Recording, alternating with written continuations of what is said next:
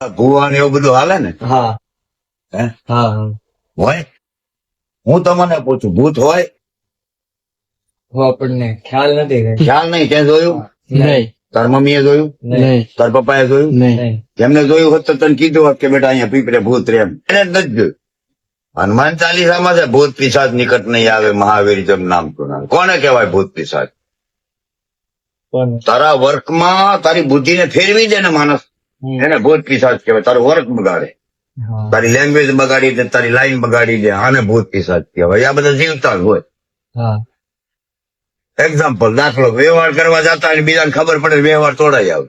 હા હા સમજો? એટલે કીધું શુભ કાર્ય કરે ઓર ચૂપ રહે સદા ધીર ગંભીર. જેવું ધીરા બી રહેવું પડે ને ગંભીર બી રહેવું. બ્રેન થી કામ લેવાનું. એટલે બધું સિસ્ટમેટિક હોય.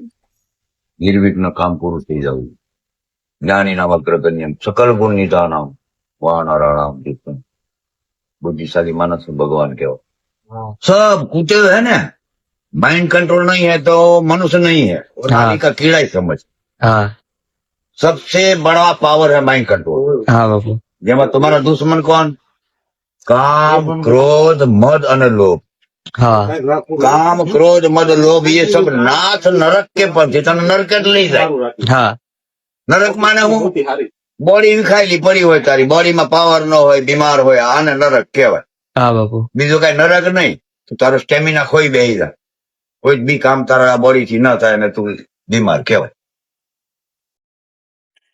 વિડીયો ગમે તો લાઈક કરજો, અમારી ચેનલને સબસ્ક્રાઈબ કરજો. જય માતાજી.